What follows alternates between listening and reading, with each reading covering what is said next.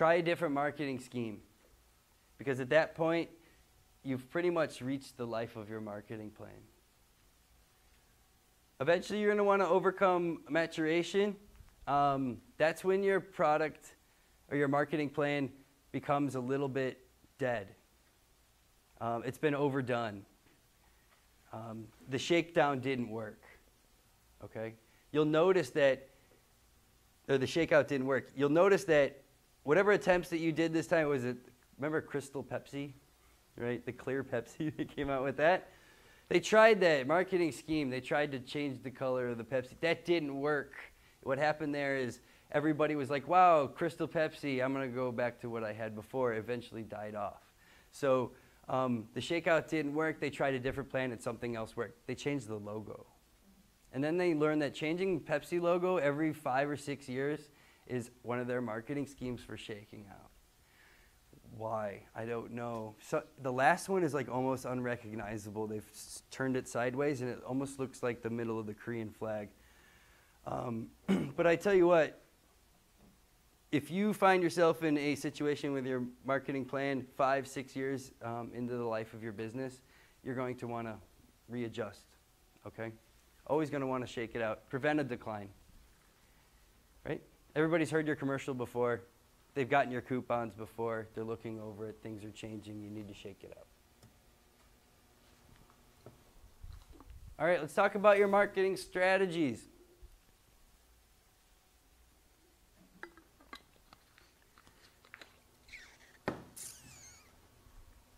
Hold on a second. All right, marketing strategies. These are the steps you're going to go through. Well, we have phase 1 of your marketing strategy is basically going to test your business idea. This is the market analysis part I was talking about. Get your product out there. Ask people what they think about it. Don't just say, hey, do you like this? And give it to your friends, family. They're always going to say they like it, whatever it is. Those were the best squash ever, and it probably sat on his counter for 6 months, right? Test your business idea. Get your products to people and actually have them get some real feedback to you. You'll know real feedback when you see it, because that's when people are honest. And you get people telling you that your product isn't the best, get that person to tell you everything they know about your product. Why is it bad? What didn't you like about it? It's a little too spicy, whatever. Tell me. Market analysis, right? Prepare a marketing plan after you've done these two. Be sure you find that marketing need and fill it. And also focus on your SWOT test or some sort of, you got the gel test as well. So SWOT test to focus on your strengths and opportunities. Look at it, do a SWOT test when it's just strictly marketing. What is good about what strengths do you have in your marketing plan? What opportunities are out there and such.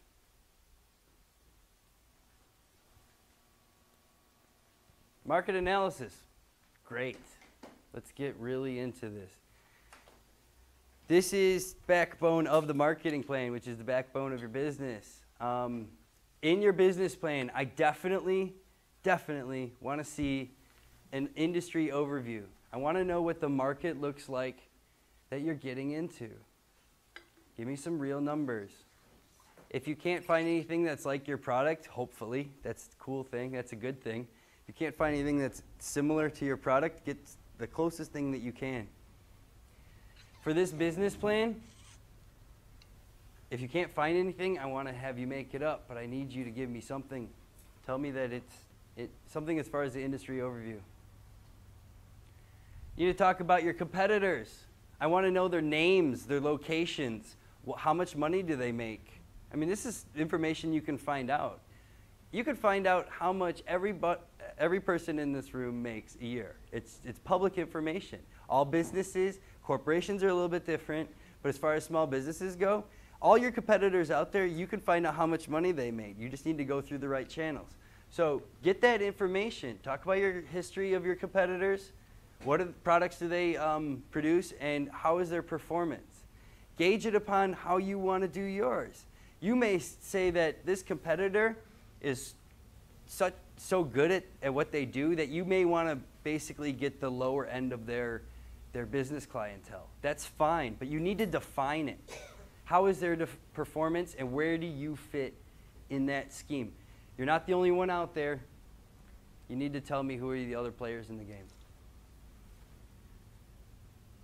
I definitely want to see social trends. Social trends like organic, natural farming, pesticide-free, non-GMO. Social trends, cheap. Covered in poison, but damn cheap. People love it. They go crazy for it. Okay? So, adaptation. Is there any change in social trends? Let me ask you, if somebody at farmers market made up their own certification for natural farming, and they put a sticker on there that said natural farming, would you buy that product over something organic or conventional? Some people would, some people wouldn't. Depends. What's your customer base? I know there's people out there that if you had some sort of way to verify that everything was grown in natural farming, that people will pay whatever the heck you ask for it. Even though they know that you didn't put much money into it because it's natural farming. They know that you put the time and the effort in, and the backbone, right? I want to see industry overview projections. I want to see where is your market going in addition to what your market looks like now. And these may just be total assumptions, but there are people in the industry, especially the nursery industry, organic foods industry, prepared foods industry, that understand what's going to happen in the future. Get that information. Blogs is huge for that. Agriculture in Hawaii is a little iffy when it comes to blogs, but people are certainly on them.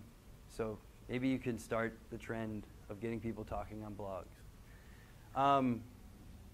Any regulatory issues? Things like exporting honey, certainly a regulatory issue. Anything that's canned, certainly a regulatory issue. Botulism is a big deal, so people want to avoid that. Talk about how does your market behave with these regulatory issues. Moving on, oh, I have here, for example, agritourism. If you're going to do ecotourism, something like that, I want to know about all your competitors. Specific products would be your competitors. If somebody's not growing something exactly like you have, as close as you possibly can. Maybe not in value, or not in specific product, but in value, acreage. Try to get as close as you can. Okay. Market overview. Where do you lie within your market? Is your product unique? The product itself might be exactly the same as everybody else. Your case on the outside might be different. That makes it unique. The fact that how you treat it, how it's grown, can make it unique. But the point is, how is somebody going to walk up to your booth at a farmer's market when you got vegetables everywhere and you're busy chit-chatting with somebody else? How are they going to know the value of your product? Well, you're going to do right marketing. You're going to have signage up. Things like, all my products are GMO-free, organically grown. You have these signs up, you have this information up, you have it available to your customers so that there is no question of what your product is or what it does. Labeling, labeling, labeling. Market overview, going back to market overview. Desirable trait within the market. Do you have something about your product that is desirable? Well, local is pretty much good enough most times.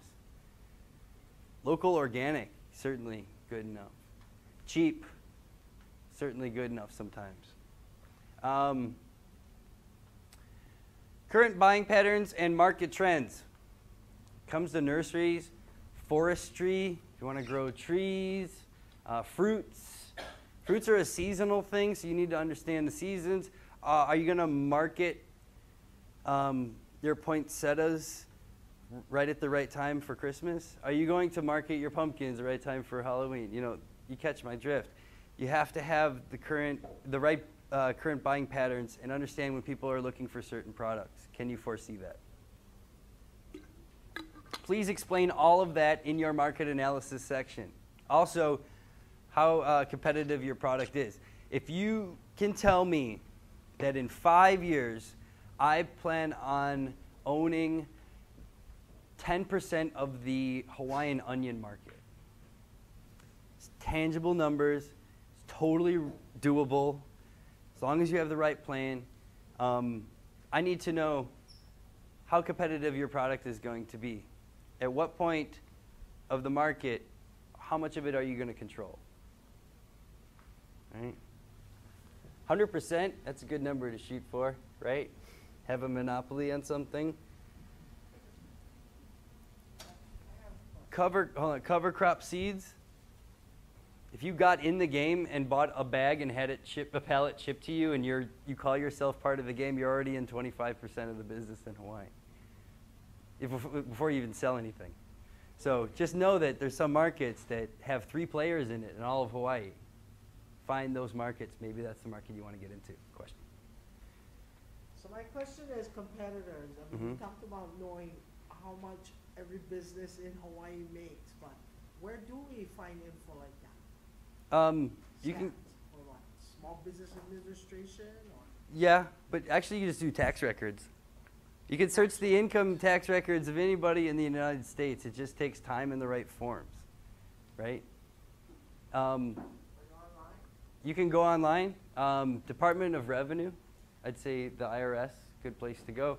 But what it comes down to is you can find out how much their business paid in taxes last year as far as revenue goes. They have to, with the government, have to state what they made in revenue. Get that information. You might have to have a financial advisor get it for you. It might cost you $100, but you can do it. So, question answered, sort of? Just know that their taxes is what they put on paper, and that information is available. Investments and that kind of thing aren't on there, hence the Mitt Romney thing that went on like 2 years ago. They didn't have the full thing because it was incomplete because of the investment side. But you can pretty much figure out what the business did in revenue last year. They come up with business lists. The Department of Commerce, city, state, federal commerce, they all have that information. Also, you can get every 4 years for the half census, and then what is the census every 10 years? Right. So there's small businesses get put through a small kind census at like 4 or 5 years, and then they do every 10 years for the full public. That information is all in there as well. It may be 10 years old, but at least you're basing it on some numbers somewhere, okay? And then you would put that in your business plan, put it in the appendix, and then you'd also state that when the new numbers come out in so-and-so, I would hope to put those numbers here in this section, okay? Phase 2. Talk amongst yourselves. Let me get some water. I'll be right back. Anybody got to use a bathroom, go right ahead.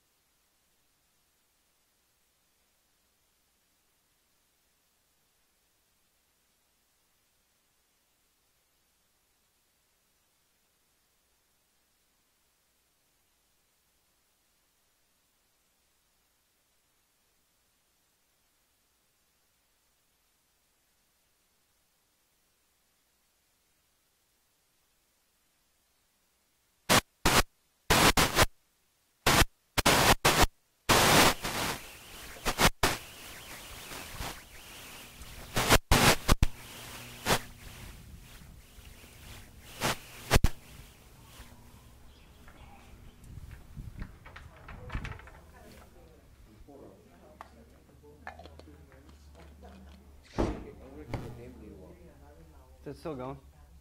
You can just leave it. It's fine.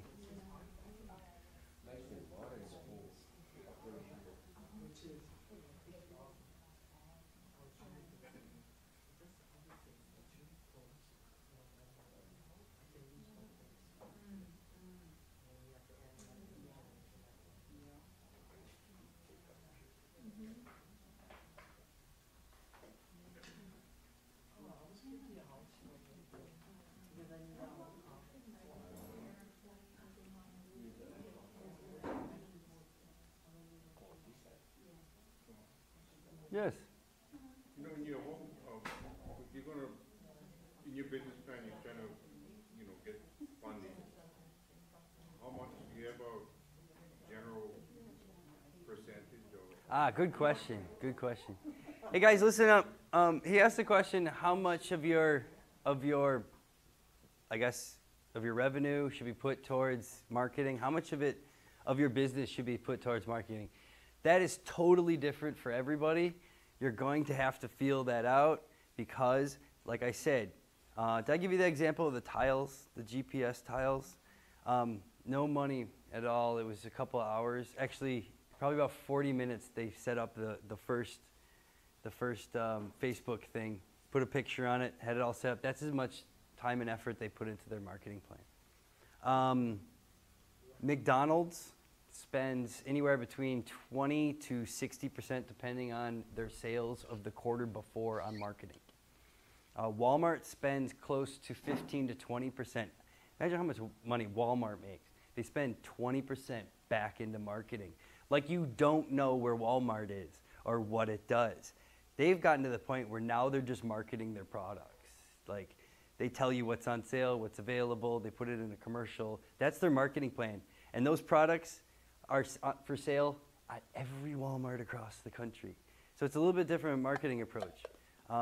It's totally up to you. You need to see that, set a limit. Say that I'm not going to spend more than 20%. Yeah, and then when you originally trying to get your funding, you're not in business yet, right? So this is where you get the business plan.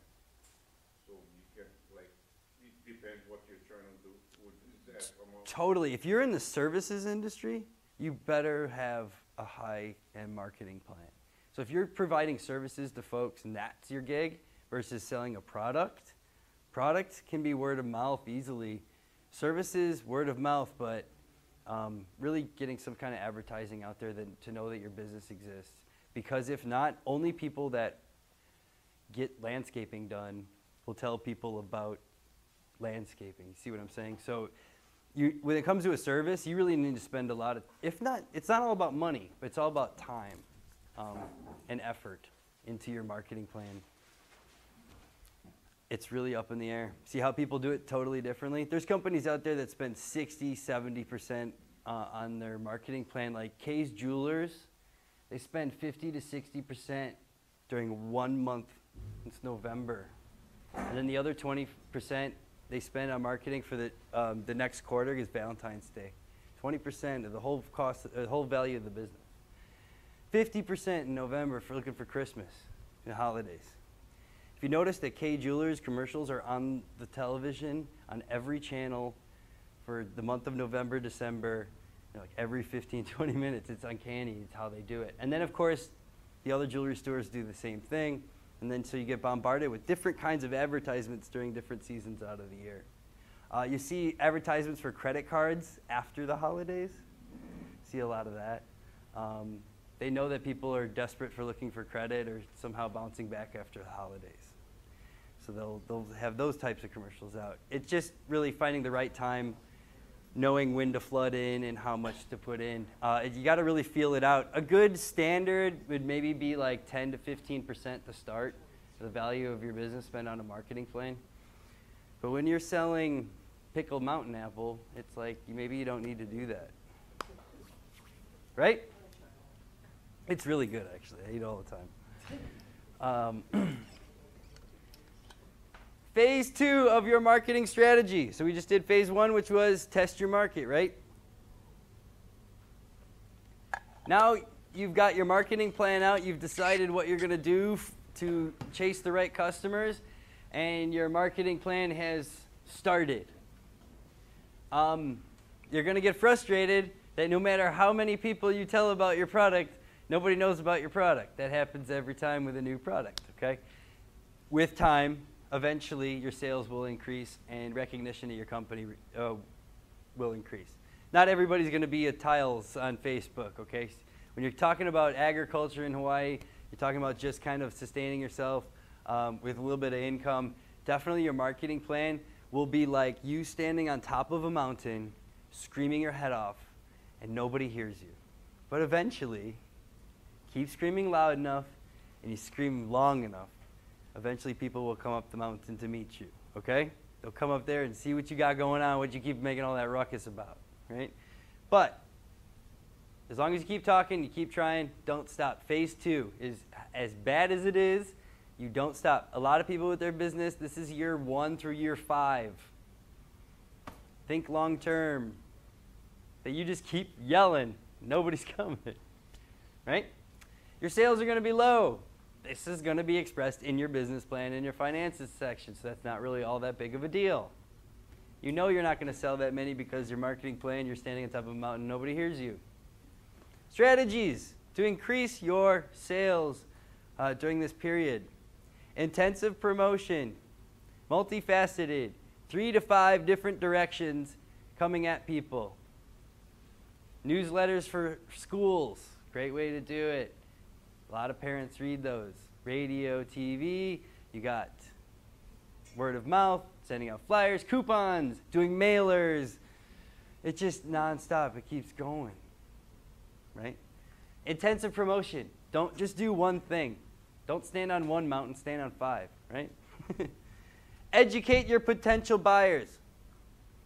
Everybody's had the situation where you walk into a farmer's market and somebody's there and they got their product and they're really proud of it. And you're like, yeah, that's kind of a good idea, but I was kind of heading over there. And they kind of trap you and they talk to you and they're educating you about their product to the point where before you leave your presence, you usually buy what they're selling because you're like, I know everything you need to know about Hawaiian tea right now because the guy just told me everything I needed to know and I now see a value in it, and so you buy it and purchase it. So educating potential buyers can be simply giving them a sample.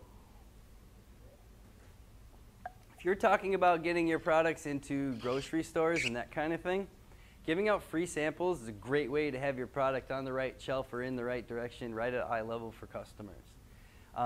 If for every 5 cases they sell, you give them 1 free and they can use the profits to whatever they want, then they'll be more likely to put those products right there at the end of the aisle or what have you. Okay, so educating your potential buyers, giving them deals. Branding, also having an emblem that everybody recognizes, having an ideal of a business that everybody recognizes. Can you give me some example of branding? Give me one company that has branding. McDonald's, selling happiness, cheap happiness. That's a plasticiness. Anything else? Give me a product that's branded. Nike, sweaty athletic men, branded. Well, it's not more about the swish. That's just the logo, right? But when you talk about branding, let's talk about like what is the image in your head when you think of a company. It goes beyond that. The people, very popular sports people wear the brand. So you got athletes, sports, health. When you think that some people will buy a pair of Nikes and feel healthy, I mean, that's part of the branding. They feel like they can run faster because they have a little more spring in their feet, right? Everybody remembers their first pair of gym shoes. You're like, wow, these are great, right? I can run a mile. So, branding. Think of a local business that has branding. Any of them? Hawaiian Airlines, definitely. That emblem everywhere. The same colors. Yep. The same color patterns have been the same way since the dawn of time, right? No? But they used to be. They used to be red and white. With the bird on the side. That was a while ago. United Airlines. Same emblem. They've changed owners 3 times. They keep the same emblem. The colors are different. Used to be red, white, blue, and yellow. Then it was all silver on a black background. I think it's now black on a white background, kind of like The Continental on top. with the yeah. So now it's at the Continental right in the background. So branding. Can you instill some kind of ideal, an image of the business in addition to the logo? This is the funnest part about the business plan. Coming up with your logo. It's hilarious. You think it's the best in the world, and you show your friends, they're like, I wouldn't buy anything with that on it. But try it out. Give it a try. If you can't come up with anything, maybe there's somebody in the room that can. Maybe ask around. People that are into designing things, people love to draw. Excuse me, Yes. what's the difference between branding and logo? Well, logo is part of branding. A logo is something that you identify the business by, but branding is more relating to the image. What do you feel inside when you think of the business based upon what they've told you to think? You know? Johnson & Johnson. Baby, yeah, okay. Johnson & Johnson, clean, sanitary, good for your baby, blah, all that stuff, when in fact all of it's made of petroleum, right? It's all made of plastic and petroleum taken out of the ground. So they have this image of branding, right? Remember we had that little clip from Chip Heath talking about the executive, during the executive summary. He did the vision statement that will stick or that doesn't suck, something like that, right? He has this wonderful book. It's called Made to Stick. If you guys have any questions about marketing, buy this book. It will answer everything. It's what I base almost all of my marketing plans on, except for there's a couple other books I'll show you in a second. But this is a standard for me personally. He breaks it down. He misspells success. And he breaks it down as far as getting your marketing plan out there. What will make it stick? What will make the idea stay in people's brains? Because that's the goal of the marketing plan, right? Keep it simple. Have a compact idea as far as your marketing plan. Don't make it too complicated. Don't have a contest to win something and you got to call a number and register. Or you got to go online and put in a number that's on the side of your Coke can. Like, you understand? Those marketing that's not simple. Understanding a marketing plan that you get 50% off on your 5th purchase. That is simple. No questions asked. You buy 5 things, your 5th one is going to be 50% off. Unexpected, surprising, have interesting info associated with it. I'm